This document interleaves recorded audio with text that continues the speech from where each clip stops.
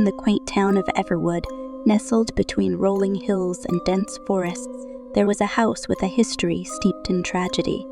The Forsyth Mansion, an imposing structure with Victorian architecture, was within these walls that the tale of Emily Waters unfolded, a story of possession and the supernatural that would haunt the townspeople for generations. Emily Waters, a 17-year-old girl of ethereal beauty, had lived a relatively ordinary life until the day her family moved into the Forsyth Mansion.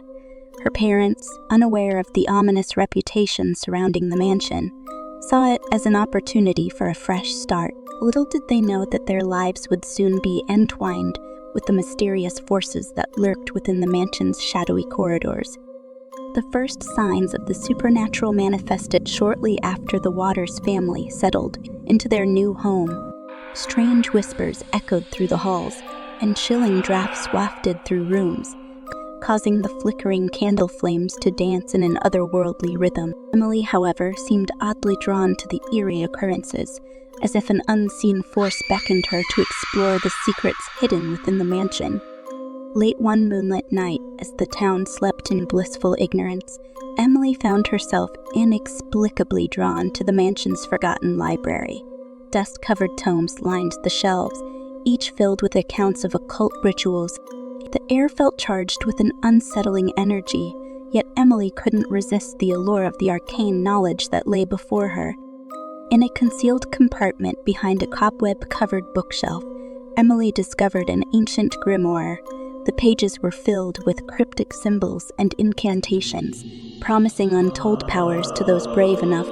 Driven by a curiosity that bordered on obsession, Emily began to experiment with the dark arts, unknowingly inviting a malevolent presence into her.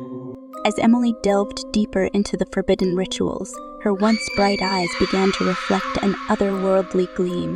The townspeople, already wary of the forsaken mansion, sensed a growing unease as strange occurrences escalated. Objects moved on their own, and eerie shadows danced across the walls, leaving a sense of foreboding in their wake. Unbeknownst to Emily's parents, the spectral entity that had taken residence within the mansion recognized Emily as a vulnerable conduit.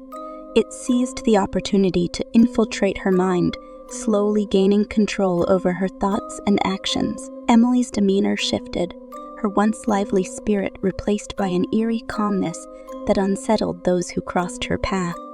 As the possession tightened its grip, Emily became a vessel for the ghostly presence, carrying out its insidious will. The townspeople, growing increasingly alarmed by the supernatural events surrounding the Waters family, turned to the local clergy for guidance. Reverend Samuel Hartwell, a man of unwavering faith, took it upon himself to confront the malevolent force that gripped Emily's soul. Armed with a sacred relic and a heart full of conviction, Reverend Hartwell ventured into the Forsyth mansion, his footsteps echoing through the desolate halls. The air grew thick with an oppressive energy as he reached Emily's chamber, where she sat in a trance-like state, surrounded by flickering candlelight. The confrontation between the clergyman and the malevolent spirit unfolded in a battle of wills. Reverend Hartwell invoked ancient prayers and exorcism rituals, his voice resonating through the mansion's haunted corridors. The possessed Emily convulsed, her body contorting with unnatural movements as the entity fought to maintain its hold. In a climactic moment, the oppressive force within Emily let out a banshee-like wail, resisting the Reverend's efforts with a final surge of malevolence. The sacred relic glowed with a divine light as Reverend Hartwell chanted the last words of the exorcism, forcing the entity to release its grip on Emily's tormented soul. As the supernatural presence dissipated into the ethereal realm, Emily collapsed to the floor, her eyes regaining their natural brightness. The Forsyth mansion, once cloaked in an air of malevolence, stood silent, and the townspeople, their fears alleviated, witnessed the emergence of the Waters family from the mansion, their expressions a mix of relief and gratitude.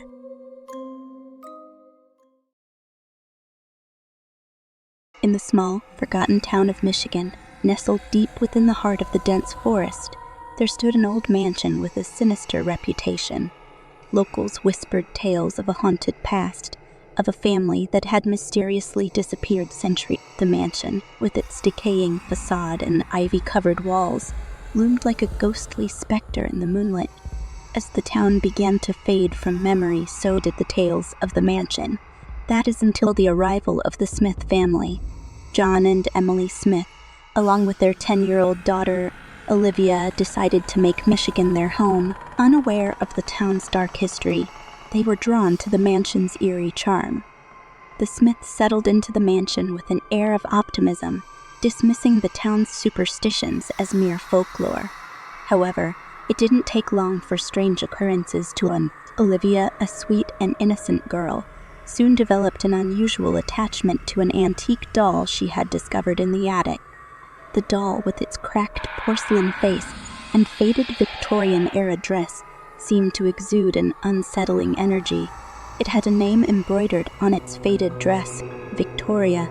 Olivia, however, affectionately referred. From the moment Olivia found the doll, the mansion seemed to come alive with whispers and creaks, as if the very walls held secret. As the days passed, Olivia's behavior grew increasingly peculiar. She would spend hours in the attic, talking to Vicky in hushed tones. John and Emily, concerned about their daughter's sudden change, consulted the town's Thompson. With a grave expression, he revealed the mansion's dark past. Centuries ago, the mansion belonged to the cursed Radcliffe family. Legend had it that they were practitioners of dark arts, dabbling in forbidden rituals. One fateful night, a possessed girl named Isabella Radcliffe went on a rampage, claiming the lives of her entire family before disappearing into the shadows.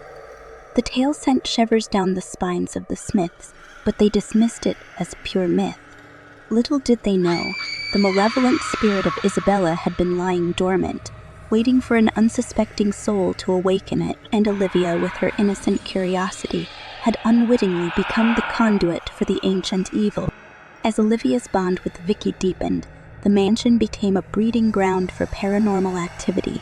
Unseen hands would rearrange furniture, eerie whispers echoed through empty halls, and the temperature would plummet, leaving the air frigid. And John and Emily, now gripped by fear, sought the help of a local priest. Father Thomas, a seasoned exorcist, arrived at the mansion armed with holy water and sacred relics.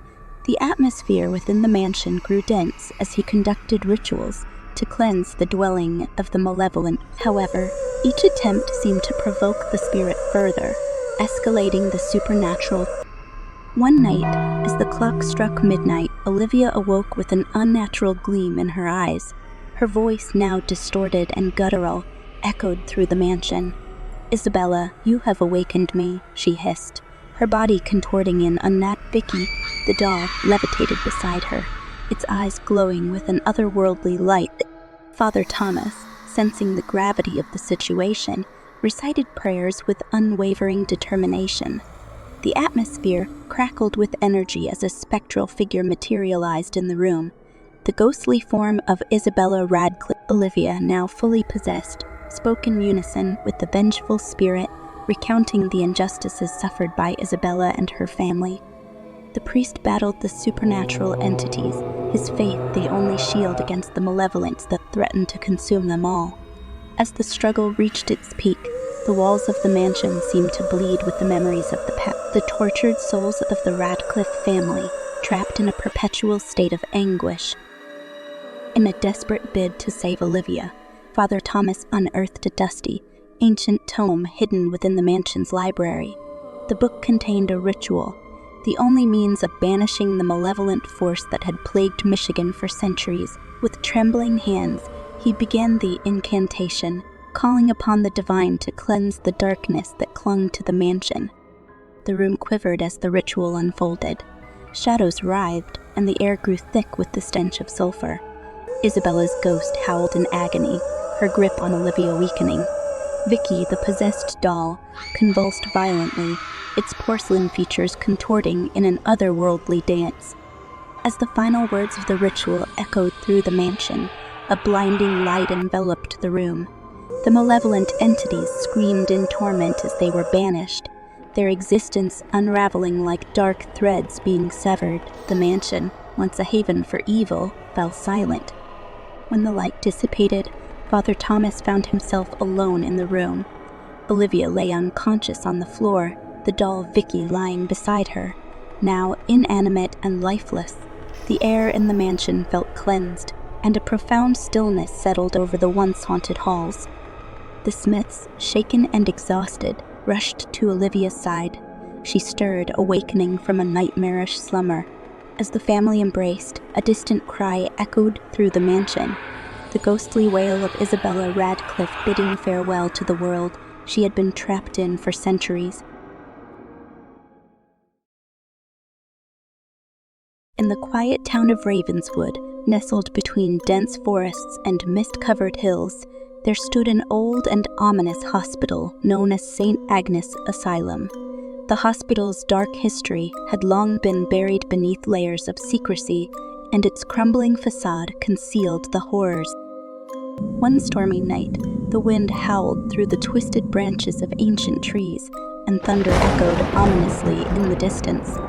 Dr. Jonathan Harris, a renowned psychiatrist, received an urgent call from Agnes Asylum.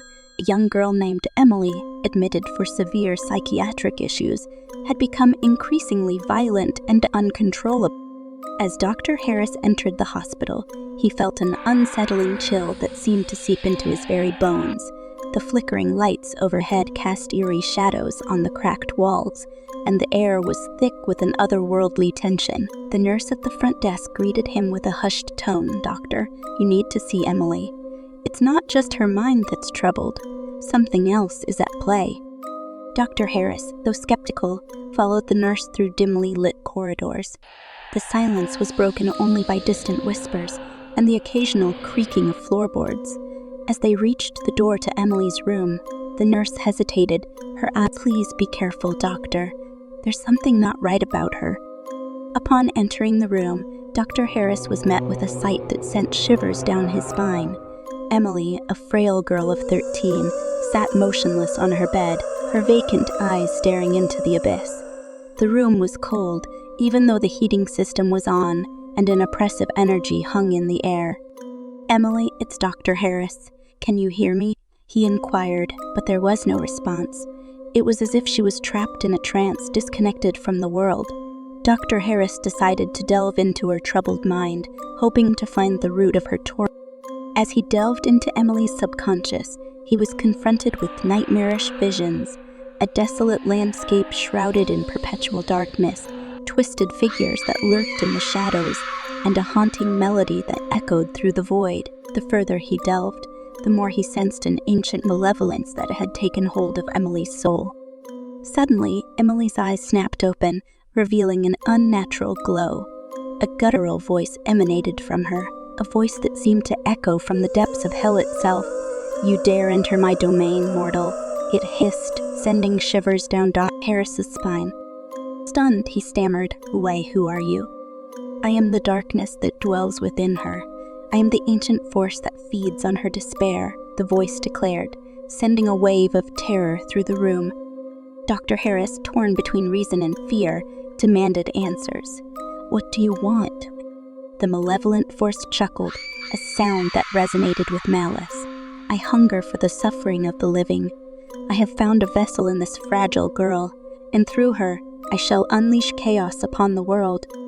Determined to free Emily from the clutches of this demonic entity, Dr. Harris sought the help of Father Michael, a priest known for his expertise in exorcisms. Together, they embarked on a harrowing journey to confront the ancient evil that had taken residence within the asylum. As they delved deeper into the hospital's dark history, they discovered a series of unspeakable experiments conducted by a deranged doctor decades ago. The experiments aimed to open a gateway to the other side, unleashing forces beyond human. Emily, it seemed, had become the unintended vessel for one of these malevolent entities. The hospital, a breeding ground for supernatural energies, had become a nexus between the living and the dead. Father Michael and Dr. Harris faced increasingly disturbing phenomena, apparitions of tormented souls, phantom cries echoing through the halls, and the ever-present feeling of being watched by unseen eyes. As they approached the final confrontation, the malevolent force within Emily grew more powerful, manifesting in terrifying ways. Objects levitated, the temperature plummeted, and demonic symbols appeared on the walls. Father Michael, armed with ancient rituals and unwavering faith, prepared for the exorcism that would determine the fate of Emily and the town of Ravenswood. The climactic night arrived, and the air crackled with dark energy. Father Michael began the exorcism, reciting ancient prayers and commanding the entity to leave Emily's body. The room trembled, and Emily convulsed, her voice shifting between anguished cries and guttural growls. The battle between good and evil raged on, transcending the physical and entering the realm of the supernatural. Dr. Harris, witnessing the cosmic struggle, felt a surge of courage and empathy for Emily. He joined Father Michael in the exorcism, channeling his own inner strength to confront the malevolent force. As the exorcism reached its climax, a blinding light enveloped the room. The demonic entity unleashed a final, desperate scream before being banished back to the abyss from whence it came. Emily, now free from the entity's grip, collapsed onto the bed, her eyes returning to their natural state. The hospital, once shrouded in darkness, seemed to sigh in relief. The oppressive energy lifted, and the long-buried secrets of St. Agnes Asylum began to fade into the shadows. The town of Ravenswood, unaware of the supernatural battle that had unfolded, returned to its quiet and seemingly normal existence.